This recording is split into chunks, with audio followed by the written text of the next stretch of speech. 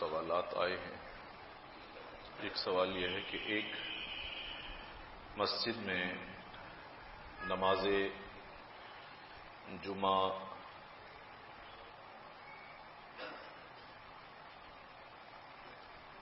ادا کرنے کے بعد دوسری مسجد میں جا کر کیا نفل کی نیت سے وہاں شرکت کی جا سکتی ہے، یا بعض مرتبہ انسان ایک جگہ جمعہ پڑھ لیتا ہے، دوسری مسجد میں گیا، جنازہ وغیرہ ہے اور وہاں ابھی نماز نہیں ہوئی ہے، تو کیا وہاں شرکت کی جا سکتی ہے؟ جی ہاں، شرکت کی جا سکتی ہے۔ اسی طرح اگر ایک مسجد میں آپ نے ظہر کی نماز پڑھ لی ہے، دوسری مسجد میں گئے، وہاں نماز ہو رہی ہے، یا وہاں جنازے کے انتظار میں بیٹھنا ہے، یا عشاء کی نماز ہے، تو وہ شریک ہونا چاہیں تو نفل کی نیت سے ہو سکتے ہیں، البتہ فجر، عصر اور مغرب میں شریک نہیں ہو سکتے۔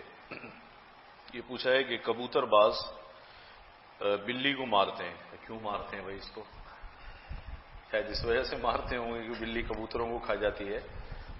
تو کبوتر بازی پہلے تو سمجھ لیں، کبوتر بازی ہی پسندیدہ عمل نہیں ہے، یہ اچھا عمل نہیں ہے۔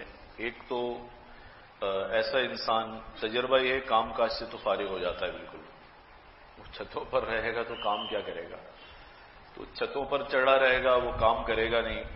دوسرا یہ سلسلہ ہے کہ وہ دائیں بائیں کے گھروں کی بے پردگی بھی اس سے ہوتی ہے، اور بعض روایات سے بھی پتہ چلتا ہے اس کبوتر بازی کو اللہ کے نبی نے پسند نہیں فرمایا ہے۔ تو بلی کو تو چھوڑے، پہلے اپنا تو حساب دیں، بلی کا معاملہ تو بعد میں، پہلے جو آپ کام کر رہے ہیں وہ صحیح ہے۔ اور بلی بھی کو بھی بغیر وجہ کے مارنا ٹھیک نہیں ہے، یہ صحیح نہیں ہے، بھگا دینا چاہیے یا کوئی اور حفاظت کا انتظام کرے، لیکن ویسے پکڑ کر اسے مار دینا، قتل کر دینا ٹھیک نہیں۔ یہ کبوتر بازی کا بھی جو عمل ہے یہ پسندیدہ عمل نہیں ہے، اس سے بچنا چاہیے۔ بالعموم جو بچے نوجوان اس کام میں لگتے ہیں، دیکھنے میں آتا ہے تو اسی کام کے رہ جاتے ہیں، وہ پتہ نہیں، کافی پرانی بات ہے، وہ کہیں سے ایک مرتبہ کئی سال، بہت کوئی 17-18 سال ہو گئے ہوں گے، کہیں سے پرچہ آیا تھا کہ جی ہمارے میاں کبوتر بازی کرتے ہیں، گھر میں کھانے کو نہیں ہوتا، کبوتر کو وہ بادام پستے کھلاتے ہیں۔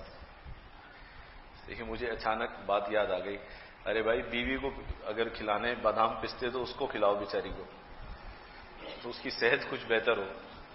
اگر کھلانے ہیں تو بچوں کو کھلاؤ، جن کی تعلیم جاری ہے، جن کو ضرورت ہے۔ تو وہ ایک زمانہ پہلے پرچہ آیا تھا کہ جی یہ حالت ہے، گھر میں فاقے ہو رہے ہیں اور ان کو وہ کھلا رہے ہیں کہ جی یہ اس کے بعد کیا ہوگی، ان کی کوئی مقابلہ ہوتا ہے، پتہ نہیں کیا ہوتا ہے، ریس ہوتی ہے ان کی بھی کوئی کبوتروں کی، تاکہ یہ پستے بادام وغیرہ کھائے گا، یہ ڈرائی فروٹ کھائے گا تو یہ ذرا زور سے اڑے گا۔ فضول کام ہے، بیکار بات ہے، اپنے گھر پہ توجہ دے، اپنی اولاد کی تعلیم اور تربیت اچھی کرے۔ یہ کبوتر تو اللہ کی مخلوق ہے، یہ ویسے بھی گھوم پھر کر پل جائیں گے، بچوں کو پالے، ان کو سنبھالے۔ مزدور کی سے کام زیادہ لینا اور مزدور کی، اب یہ پورا سوال ٹھیک سے لکھا نہیں ہے، ایسا لکھنا چاہیے کہ کم از کم سمجھ میں آ جائے بات۔ میں جو سمجھ رہا ہوں وہ یہ ہے کہ کام زیادہ لیں اور ایک جو اجرت ہے وہ اتنی ہی دیں، یہ ٹھیک نہیں ہے۔ آپ جتنے گھنٹوں کے لیے اس کو رکھا ہے، اگر اس سے زیادہ 2-3 گھنٹے زیادہ آپ اس سے کام لیتے ہیں یا اس سے اضافی کام لیتے ہیں، تو پھر اس کی جو پہلی اجرت ہے اور جو پہلے گھنٹے ہیں اس پر اجرت کو تقسیم کر دیں۔ اس کے بعد جو اضافی گھنٹے ہیں، پھر ہر گھنٹے کے بدلے ایک گھنٹے کی جتنی اجرت بنتی ہے اس کا اضافہ کرنا چاہیے۔ اداروں میں بہت سارے دکانوں پر، کارخانوں میں کام کرنے والے جو ملازمین ہوتے ہیں، یہ سلسلہ چل رہا ہے کہ ان سے 2-2, 3-3 گھنٹے زیادہ کام لیا، کوئی حساب نہیں رکھتے اس کا، تو سمجھتے ہیں ہم نے اس کو نوکری دی ہوئی ہے، ہمارا حق ہے۔ حق نہیں ہے، آپ کا حق نہیں ہے، اس کے اضافی کام پر اسے اضافی تنخواہ دینی چاہیے، اسے پیسے دینے چاہیے، یہ اس کا حق ہے۔ درزی ٹیلر ماسٹر کاریگر کو مزدوری ٹائم پر نہیں دیتا، یہ میں نے بتا دیا، مزدوری تو وقت پر دینی چاہیے۔ حدیث شریف میں آتا ہے مزدور کا پسینہ خشک ہونے سے پہلے اس کو مزدوری دے دو، اس سے پہلے کہ اس کا پسینہ خشک ہو اس کو مزدوری دے دو۔ آج کل شادیوں کے دن ہے، ایک سوال یہ پوچھا گیا ہے کہ بہت ساری ایک رسمیں ہمارے ہاں شادیوں میں چل رہی ہیں، مثلا ایک اچھی خاصی وہ جو تقریب ہوتی ہے وہ اس پر ہوتی ہے کہ جی آج وہ مہندی لے کر آئیں گے، آج اس کی گیدرنگ ہوگی. اچھے خاصے دیندار بھی یہ سارے کام کر رہے ہیں. ہمارے یہاں دینداروں میں بھی ایک طبقہ، اباحت پسند طبقہ پیدا ہو گیا ہے. یعنی یہ نماز بھی پڑھ لیتے ہیں، روزہ بھی رکھ لیتے ہیں، داڑھی وغیرہ بھی ہے، لیکن جب زندگی میں مختلف معاملات پیش آتے ہیں تو وہ اس میں ڈھیلے ڈالے ہی ہوتے ہیں. وہ عمل نہیں کرتے اس موقع پر. کہنے کو وہ دیندار ہے، اس نے باشرہ حلیہ بھی بنایا ہوا، لیکن جب بچے کی شادی کرنے پر آئے گا تو سارے کام کرے گا وہ. تو یہ دینداری کا امتحان حضور والا نماز میں نہیں ہے. دینداری کا امتحان اسی چیز میں ہے. آپ ویسے لوگوں کو تلقین کریں بھئی نماز پڑھو، یہ کرو اور وہ کرو اور شریعت پر عمل کرو، اور جب اپنا موقع آئے تو سارے شوق پورے کریں. یہ دینداری نہیں ہے. تو دینداری یہی ہے، خوشی ہو یا غمی ہو، پیش نظر شریعت ہو، شریعت کے موافق کام کرے. یہ مہندی کی رسم، اس پر کھانا، اس پر لوگوں کا جمع ہونا، اور پھر وہاں پر آج کل بہت ساری خرافات بہت سارے گھرانوں میں ہو رہی ہیں. ناچ گانے کی تقریب بھی اس کے ساتھ ملا لیتے ہیں. یہ آج کل ایک عجیب چیز چلی ہے شادی کے موقع پر، اب وہ قوالی شروع کرا دی ہے. میری تو سمجھ میں نہیں آتا کہ شیطان کے پاس آئیڈیا کتنے ہیں. کیا بات ہے. اس کو کیا کہنا چاہیے؟ آئیڈیا 2020 کہنا چاہیے اس کو. ابھی تازہ لگایا اس کام پہ. اب وہ ہو رہی ہے جی، قوالی ہو رہی ہے اور اس پہ نوٹ نچھاور ہو رہے ہیں، اور وہ ساری بے پردگی، مخلوط مکس گیدرنگ، یہ بھی دیندار گھرانے کام کرا رہے ہیں. اب لیبل قوالی کا ہے. حضور آپ کی دینداری کا امتحان ہے ہی اس موقع پر. باقی نماز تو آپ کا ملازم بھی ساتھ پڑھتا ہے آپ کے، پھر وہ آپ سے زیادہ دیندار ہے، وہ ان چیزوں میں نہیں پڑتا. ہمارے یہاں ایک مخصوص طبقہ وجود میں آ چکا ہے کہ جو ساری چیزیں بظاہر حلیہ، کپڑے، نماز، روزہ، وہ سب کچھ ہے، لیکن شادی کرے گا تو بالکل خلاف شریعت شادی کرے گا، بالکل 90 ڈگری پر گھومی ہوئی شادی کرے گا.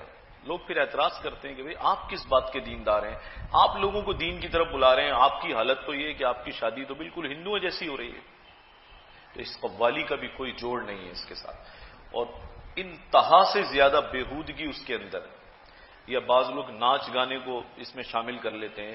بھائی یہ بچوں کے ایک نئے خاندان کی بنیاد پڑ رہی ہے، نیا خاندان تشکیل پا رہا ہے. اس کی بنیاد تو خیر پر رکھیے. اپنے بڑھاپے کے شوق ان کے ساتھ مت جوڑیے، انہیں سمجھائیے، اچھے انداز سے کام کیجیے. تو یہ مہندی کے فنکشن، ناچ گانے کے فنکشن، قوالی کے فنکشن، اب قوالی بھی عجیب و غریب قسم کی قوالی ہو رہی ہے، اور بڑے بےہودہ انداز میں وہ قوالیاں منعقد ہو رہی ہیں. آہستہ آہستہ یہ بھی پھیل رہی ہے. ایک مجھے تو آج تک یہ جو قوال پڑھتے ہیں میرے تو پلے ہی نہیں پڑتا بول کیا رہے ہیں یہ. وہ اتنا گھما کے اس کو بات کو کرتے ہیں کہ ہم تو اوپر سے گزر جاتی اس نے کہا کیا ہے، اور وہ جو جھوم رہے ہوتے ہیں خبر ان کو بھی نہیں چلتی کیا کہا ہے. پتہ ان کو بھی نہیں چلتا کہ کہہ کیا رہا تھا یہ. تو ان کا کیا تعلق ان باتوں سے؟ حضور علیہ الصلوۃ والسلام کئی ایسے آپ نے نکاح فرمائے ہیں سادگی کے ساتھ کہ نکاح ہوا اور اس کے بعد ولیمہ ہوا تو جو کچھ موجود تھا، کچھ تھوڑی سی روٹی، کچھ کسی کے پاس گڑ موجود ہے، کوئی اور چیز موجود ہے، دسترخوان بچھا دیا اور اس پر ڈال دیا کہ یہ تمہارے نبی کا ولیمہ ہو رہا ہے. شادیاں سادگی سے ہوں اور آسان ہوں، اور اسی طریقے سے جہیز کے تقاضے کم ہوں، خرچے کم ہوں. حضور علیہ الصلوۃ والسلام نے فرمایا آدم النکاح برکتن ایسرہ مؤونتن، سب سے زیادہ بابرکت نکاح، بابرکت شادی وہ ہے جس میں خرچ کم ہو. ابھی اتنی گیدرنگز، جب ایک خاندان میں ایک شخص یہ فضولیات کرتا ہے نا تو بیچارے جو اس کے دائیں بائیں غریب ہیں وہ پھر آہیں بھر سکتے ہیں. آپ سے صحیح عرض کر رہا ہوں. ان کی بچیاں بیچاری وہ صرف سسک سکتی ہیں، نہ وہ اتنا پیسے ہیں نہ وہ خرچ کر سکتے، ان کے بس کی بات نہیں ہے. شادی کو شادی تک رکھیے اور کوشش کیجئے. ہمارے بزرگوں نے لکھا ہے شادی کے 3 نقطے اڑا کر بالکل سادگی سے کیجئے، انشاءاللہ نئے خاندان کی تشکیل بہت خیر و برکت والی ہوگی.